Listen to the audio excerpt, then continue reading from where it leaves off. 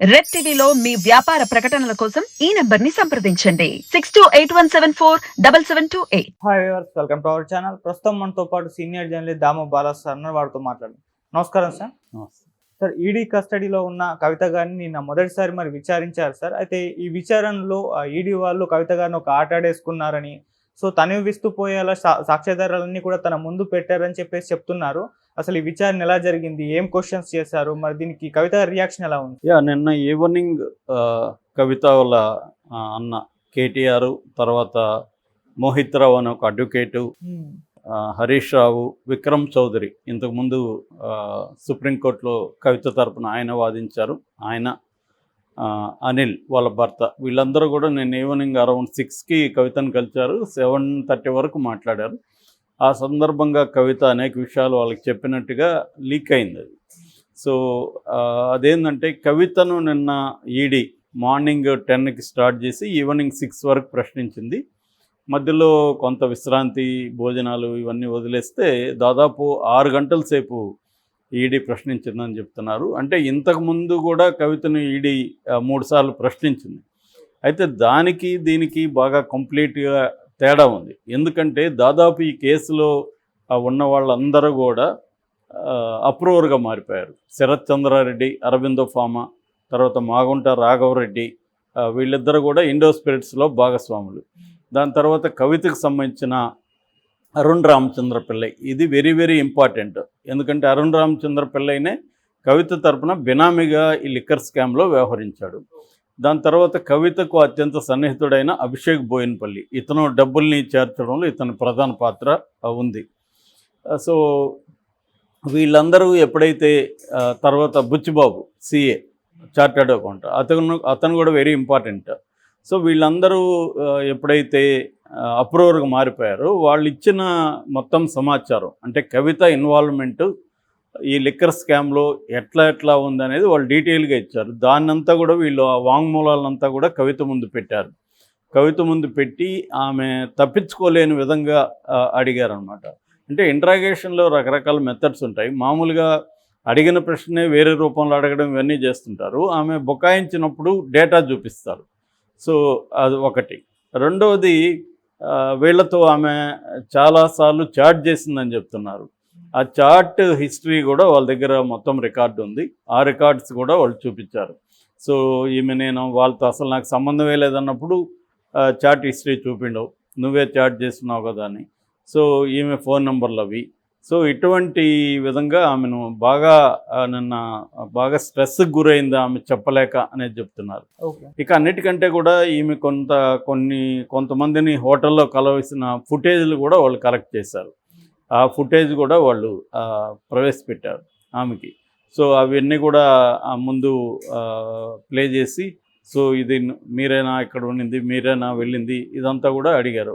వాళ్ళని ఎందుకు కలిశారు అంటే ఈ లిక్కర్ స్కామ్లో ఉన్న వాళ్ళని, అంటే ఢిల్లీలో ఉండే వాళ్ళని, వినయ్ నాయర్ కావచ్చు, వీళ్ళందరినీ ఎందుకు కలిశారన్నప్పుడు ఆమె ఇదంతా కూడా మేము మా నాన్న బీఆర్ఎస్ పెట్టాడు కాబట్టి బీఆర్ఎస్ తరపున అనేక మందిని మేము కలుస్తుంటాము, నేషనల్ వైడ్ పార్టీలని, ఆ పార్టీ రిప్రజెంటేటివ్స్ని కూడా మేము అందుకే నేను కలిశాననేది ఆమె చెప్పిన సమాధానం. కానీ వాళ్ళు ఏంటంటే వేరే చార్ట్ ఇవన్నీ కూడా చూపిస్తున్నారు. అందులో క్లియర్గా లిక్కర్ స్కామ్కి సంబంధించిన ఆధారాలు ఉన్నాయి. రెండోది, అన్నిటికంటే ఏంటంటే అప్రూవర్గా మారిన వాళ్ళు 164 స్టేట్మెంట్లు ఇచ్చారు. అవి జడ్జి ముందు అవన్నీ కూడా వాళ్ళు చూపిస్తున్నారు అన్నమాట. సో ఆ రకంగా నిన్న కవితను ఒక ఆట ఆడుకున్నాము అన్నట్టుగా వాళ్ళు చేస్తున్నారు. ఇది ఫస్ట్ డేనే, ఇంకా 6 రోజులు ఉంది. సో ఈ 6 రోజులకి ఇంకా ఏమేమి తీస్తారనేది తెలీదు. అంటే వాళ్ళ ఒక స్ట్రాటజీ ఉంటుంది వాళ్ళ ఇన్వెస్టిగేషన్లో. ఫస్ట్ ఏం అడగాలి, తర్వాత ఆమె ఆన్సర్లను బట్టి మళ్ళీ వాళ్ళు రివ్యూ చేసుకొని ఆమెను ఎలా ఇరుకుని పెట్టాలి. ఎందుకంటే బిగినింగ్లో కొన్ని అబద్ధాలు చెప్పితే అవి అబద్ధాలని కానీ వాళ్ళు నిరూపిస్తే ఆమెకప్పుడు మొరైల్ డౌన్ అయిపోతుంది. సో ఆ తర్వాత ఈమె నిజం చెప్పినా కూడా నమ్మే పరిస్థితి ఉండదు. సో ఆ టెక్నిక్లో వీళ్ళు వెళ్తున్నట్టుగా ఉంది. అయితే దీన్నంతా కూడా కోర్టు ఏం చెప్పిందంటే వీడియో రికార్డ్ చేయమని చెప్పింది. సో వీడియో కూడా రికార్డ్ చేస్తున్నారు.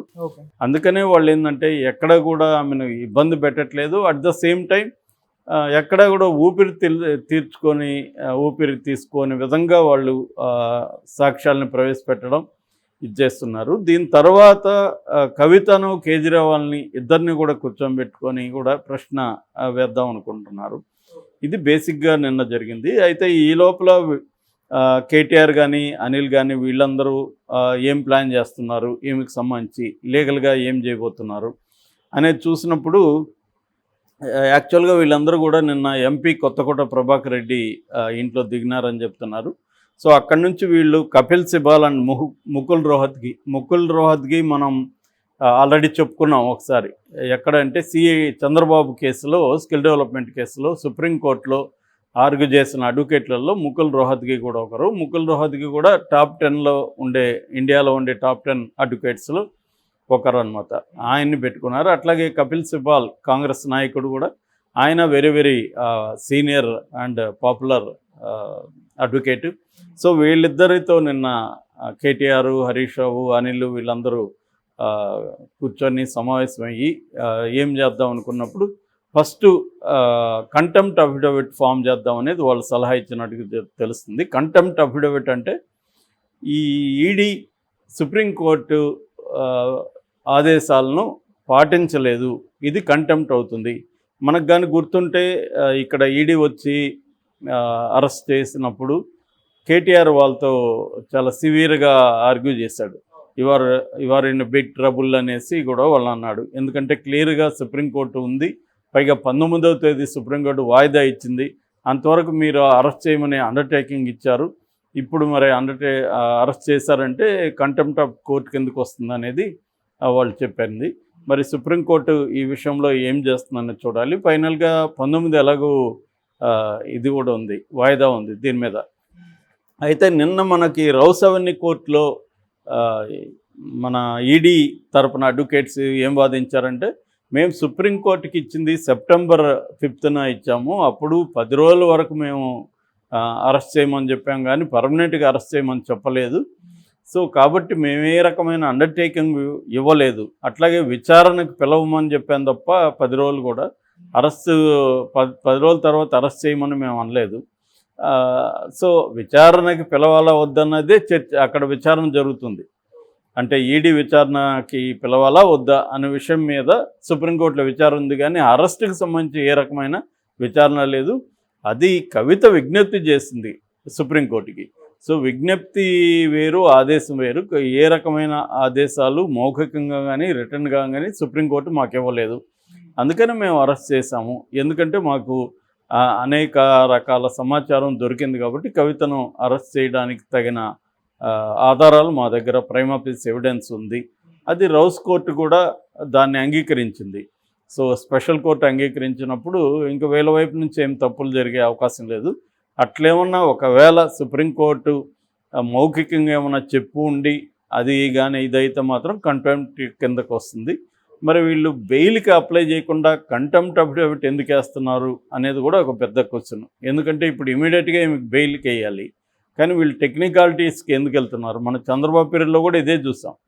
ఆయన బెయిల్కి వేయకుండా వాళ్ళు ఏం చేశారంటే 19A కింద ఇది అప్లికబుల్ కాదు, ఈయన గవర్నర్ పర్మిషన్ తీసుకోలేదు కాబట్టి ఈ కేసు చెల్లదన్న ఆర్గ్యుమెంట్తోనే వాళ్ళు సుప్రీంకోర్టు వరకు వెళ్ళారు. దానివల్ల కూడా టైం ఇదైంది.